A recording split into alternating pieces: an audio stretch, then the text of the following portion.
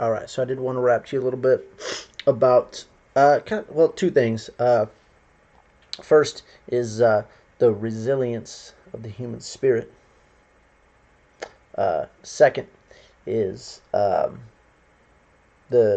I guess the beauty of the human spirit. So I mean, they're two sides of the same coin, or the same side of the same coin, whatever. Um, and I guess I can quantify that a bit better as I explain it, and then we can recodify it as needed. Uh, so, firstly, the resilience of the human spirit. This is something I've wanted to talk about for a while, and this is just a dip of the toe into the pond, so to speak. I will definitely talk about, both of these things a lot, I'm sure.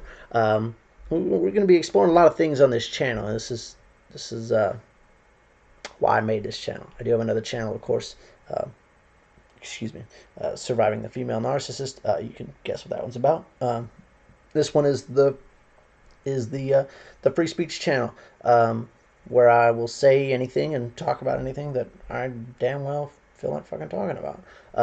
We'll talk about morality, talk about tribalism, all that. No, I don't know why I'm rehashing the welcome for you motherfuckers, but anyways, so I did want to talk about, and yeah, I will probably end up repeating myself a lot too, because most of this stuff is just kind of off the cuff. I do try to make videos with notes and stuff, and I will continue to try to do that. It's just I just feel like once the idea is in my head and it's like I want to do it, then it's just like, okay, I can either devote the time into doing notes, today, and then I'm not gonna be able to make the video for a week, and then maybe I won't even want to fucking make the video anymore. Or, something's going to pop up, and then I want to make a video on that, and then this other one that I had all these notes for. You know what I'm saying? Anyways, so, having said all that, let me say this. So, let's just jump into this. Resilience of the human spirit.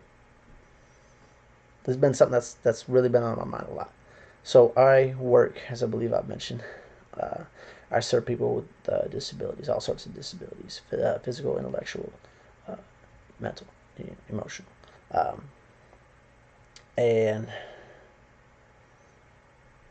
you don't know how resilient, how beautiful the human spirit is, how much of a you are not gonna fucking stop me bitch that the human spirit has in it until you immerse yourself into a population of people that were truly dealt a shit hand. Or cards fell not in their favor. Or someone counted the cards and they had missed the count and they didn't know the shit that was coming for them. That's about as far as I can take the card metaphor. Uh, um, and this, if I may get a bit political for a second here on this, um, working with this population has really taught me, has really made me all the more angry when I see this batshit craziness of, oh, we need to build, more bathrooms now, or we need to let, women into men's rooms and men into women's rooms, and, oh, I feel like a chick today, so I'm going to go into this fucking room, whatever. And not just bathrooms, by the way, locker rooms too. Hello. Um, but it pisses me off because it's like, yes, let's cater to the 2% of the population. Let's take the high number, which is like 3 to 5% of the population that feels like a woman, or whatever the fuck, and let's cater to them and turn our entire society upside down for them. There are children with autism who need certain types of lights in classrooms because otherwise it's a sensory overload. They freak the fuck out. They start banging their head. That's a much higher percentage of the population, people with autism, that is, than, trannies, fags, what have you, dykes. Yeah, I'm going to use idiomatic, politically incorrect language because go fuck yourself. Um, and we're not catering to them. And they know the score. They figured that out a long fucking time ago. That, okay, society doesn't want to get with me. Society, up until basically 20 years ago, we fucking institutionalized everyone. Said, no, you're never going to fucking talk. We'll just throw you in a fucking cage, whatever. And even one of the guys that I work with, I might have mentioned this on this channel before, but even one of the guys I work with, when they brought him to the house, what was that, a few years ago, they said, oh, he doesn't talk and he's never going to talk. And, healthcare providers that we say, we'll see about that. We'll see about that. You think he's never going to talk? Well, we'll talk to him anyway, and we'll see what happens. Guess what? The motherfucker talks. A little bit hard to understand him because of his disability, but the motherfucker talks. You can have a conversation with him. The language, like I said, it's a little bit hard to get, but the motherfucker talks. Because the human spirit is fucking resilient. Because good people who work with people who are trapped by these shit hands they've been dealt say, no, I know the human spirit is much more resilient than the shit hand that this person's been dealt. You think this person's never going to talk? Go fuck yourself. We'll get this person to talk. We'll talk to him. We'll treat him like a fucking human being. Even though he knows in his head he might not be able to verbalize it or even reason it out with himself in his head. But he knows that the world is not going to conform to him. And so, not just him, but let me just broaden it to everyone I work with for that matter. They know that the world is not going to conform to them. They know that. But they also know their worth. They know what they can do. And they know what others can do and the worth of other people. And not just that their spirit is resilient, but the spirit of everyone else in the world is resilient and compassionate and beautiful and wants to help people succeed and reach their fullest potential. And that we don't have to do this by turning society upside down and coddling and caving into bullshit demands, and not caving into much more reasonable or demands that are much less likely to. What am I trying to say here? Demands that are much less likely to reduce suffering. So we'll go back to the light example.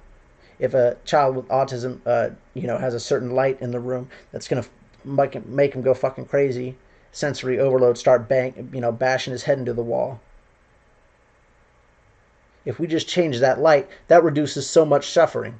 He doesn't crack his skull open and fucking bleed to death. What's the fucking faggot, dyke, or tranny die for going into a bathroom? When has that happened? I'm not saying it hasn't happened. I'm just saying, show me that this is happening, significantly. And tell me which is a greater suffering in the world. Being a little bit uncomfortable, or cracking your head open because that's the only way you know how to stop the pain of the intense light that's hurting your head and your eyes, and just changing the light out instead. What is reducing suffering, and what's more suffering? You tell me. Cracking your head open, is that more suffering? Or feeling a little bit uncomfortable in the bathroom, is that more suffering? As someone who's had social anxiety and had a fucking issue, like, I still don't really like going to public restrooms. That's the thing about me. I've definitely gotten over it. I use public restrooms. I'll even occasionally use urinals. I don't even fucking like urinals. It ain't got nothing to do with the size of my dick. It's huge. There's no problem. Believe me. I just don't fucking like urinals. I feel fucking exposed. It's unsettling. And public restrooms themselves, just unsettling. But I've gotten over that shit. Because I know society's not going to conform to me. I can't fucking tow a goddamn porta potty around. I said I would only get mildly political, but now look, I'm like 10 minutes into this shit. Uh, um, but I'm resilient, and I know that, and I know the world's not going to conform to me. You know. That's what I was going to say. You know, I've also harmed myself in the past. Now, what is more uncomfortable? Or I should say, what is more suffering? Cutting yourself, or being a little bit uncomfortable in a bathroom? I know, I know what's more suffering: the physical pain of cutting yourself and the emotional pain that leads you to cut yourself. That's much more suffering than being in a fucking bathroom. That's much more suffering. And I mean, this is another discussion on morality and philosophy and why we're here. But the reason that I think we are all here is to lessen everyone else's suffering. The reason I'm personally, if I can posture myself as such, I guess, if you want to call it posturing, is to lessen everyone's suffering however I am able to. Lessen individual people's suffering however I am able to. And a fucking bathroom ain't that much fucking suffering there. Let's focus on the bigger sufferings first. Okay? Let's focus on the children being raped before we get all bitchy about statues.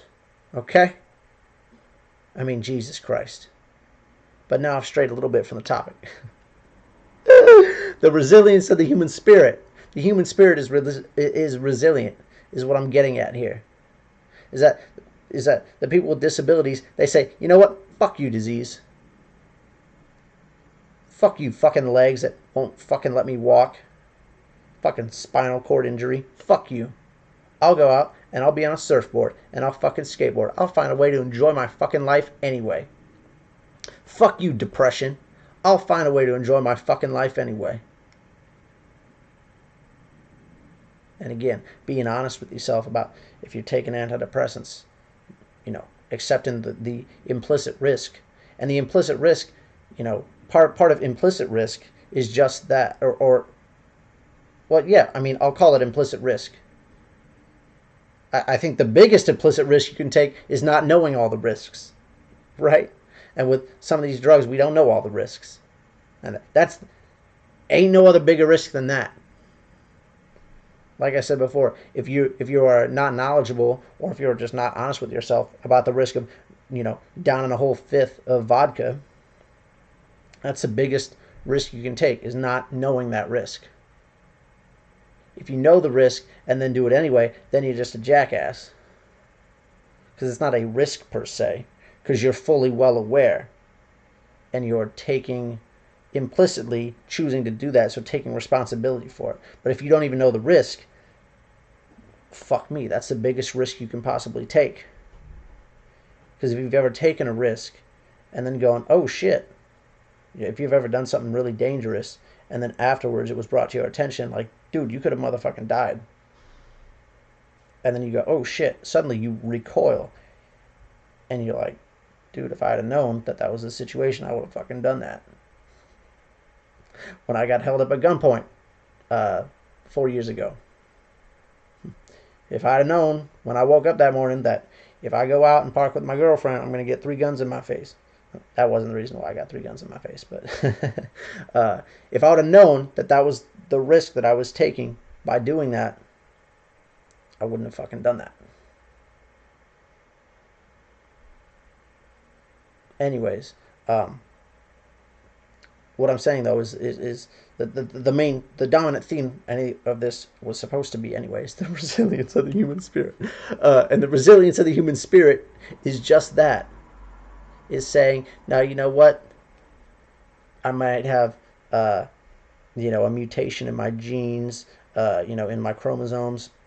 I might have mental capacities that don't work properly. My brain chemistry might be a little off. I might have a physical deformity, but I'm still going to enjoy my fucking life anyway. I'll still find a way to enjoy the shit out of this life. Because it's either that or I fucking kill myself. And sometimes in the case of physical disability, you don't even really have the the capability to even kill yourself. So then, fuck you better goddamn well enjoy your life. It's the resilience of the human spirit, and that's so fucking beautiful to me. And that's why I have no patience for these fuckwads who have no sense of humor, who have no joy of life, who want to get bitchy about statues and shit that doesn't fucking matter. These virtue signaling SJW pieces of garbage.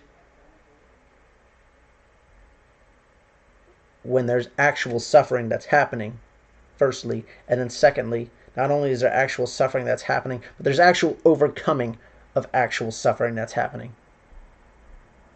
Not fucking made up lies about fucking, police strapping on their nigger killers before they go into work every day. Bye, honey. I got my nigger killer here, 9mm. Like, no. There's actual suffering that's actually happening.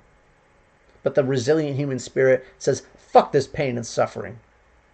I'm going to live my life anyway. And that's the beauty of the human spirit, the resilience of the human spirit. And further on the beauty of the human spirit is the capacity, the desire, the yearning, the longing to end suffering. Recognizing the resilience in the human spirit and doing what we can to end suffering. That drives us, all of us. It really does. It moves us. This nearly moved me to tears the other day. I was at work, and it came on the news that everyone is pulling together in this hurricane. And that's what we do. And I feel like this is definitely a bit of a tribal thing. But I definitely feel like this is something that we've all said before. But like, oh yeah, that's America. That's what we do. We all pull together. And it's vaguely, that's mildly tribalistic. I don't think that people in France just say, "Ah, you're on your own." People in communist China probably do, but but on the same token, I can definitely see. I think the reason people do say that is because America is so ethnically and culturally diverse that one would think, that a tribalist would think that the tribes would be tribes and not help each other out. But that's not what we do here in America. Is we say, look, I don't give a fuck what your skin color is or where you came from. We have to pull together because motherfuckers just flew planes into our buildings. We have to pull together because there's a fucking flood. And that is the beauty of the human spirit. Is pulling together, helping, ending human suffering, of which there is an infinite supply. That you can never go away, never legislate away. You can't ever legislate away hatred, bigotry, suffering, pain, any of it. You can't. So stop fucking trying to. All you can do is lessen it by talking to individuals, by helping people. And the beauty of the human spirit is just that, is that we are so moved to help people in any way we can. Even in just the tiniest, shittiest way. Even if it's just smiling at someone and saying, hello, hope you're having a good day. But I was moved because there are, a few kids here in California, miles away from Texas. What the fuck do they, what the fuck should they care about a hurricane, particularly in the middle of the fascist Trump regime, taking away goddamn, ladies going into men's locker rooms rights, right? God. What the fuck should they care? But the beauty of the human spirit is we see suffering and we say, no, I don't want you to suffer. I want to do what I can do to help your suffering lessen and even end. This current batch of suffering. There's going to be another batch of suffering. There's no running out of suffering. I was getting onto the Jerry Seinfeld thing. You spoil your appetite. There's no shortage of appetites. There's no shortage of suffering. Anyways, that's what I was saying. So the lemonade stand thing. These kids are out selling lemonade, donating all the money to Texas. But this was the part that really blew my balls off, man. The report said the kids wanted to come out 2 days ago with their lemonade stand. They wanted to come out 2 days ago. This is something they all did. This particular, I don't want to conflate things, but this particular set of kids, these two kids, of their own accord, they started this up. They saw people's houses being destroyed by a natural disaster, and they said, no, I'm fucking 8, 9 years old, but I'm seeing suffering, and I do not like it. What can I do to help?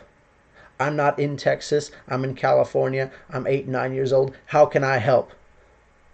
I know. I will. I will make a product that people can buy. I'll sell lemonade on the street, on the hot streets of California, and I will send that money to Texas. I'm 8 or 9 years old, and I want to help so bad. So this is what I'm going to do. I'm going to donate my time after school in the hot sun instead of playing Xbox. I'm going to stand out in the sun and make lemonade for people. And then I'm going to give that money to people in Texas because I care so much about human suffering. I'm 8 and 9 years old. I think that was the age of the kids. I mean, if that doesn't give you some fucking hope in humanity, man. I mean, shit, dude. That's what I was going to say. The big part of it was, so California this last weekend was like extraordinarily hot. And so, they were talking about the kids that were out on the lemonade stand. And the very last thing before they moved on to the next story was the kids wanted to come out 2 days ago because they really wanted to help people.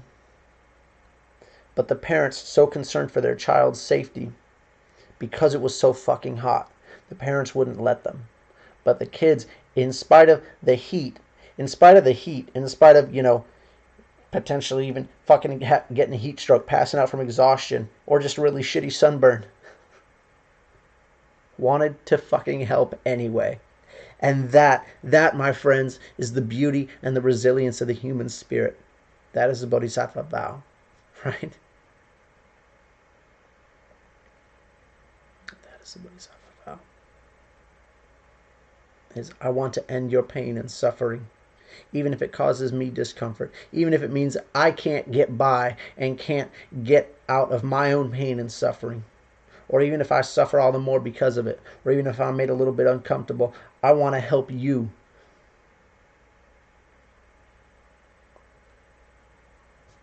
And that's humanity. And that's humanity. That's us. That's human beings. That's the beauty and the resilience of the human spirit.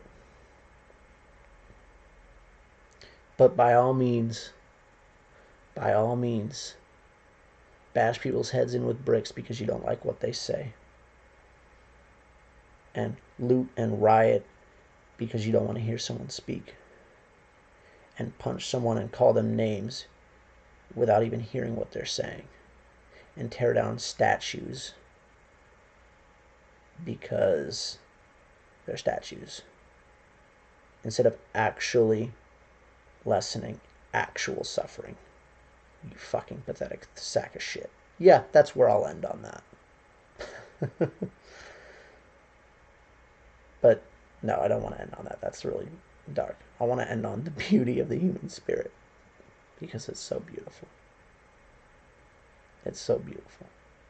And it doesn't have to be all this stupid negative bullshit. It doesn't. So don't make it. Until next time, speak, listen, understand. This video went on way too long. Speak, listen, understand.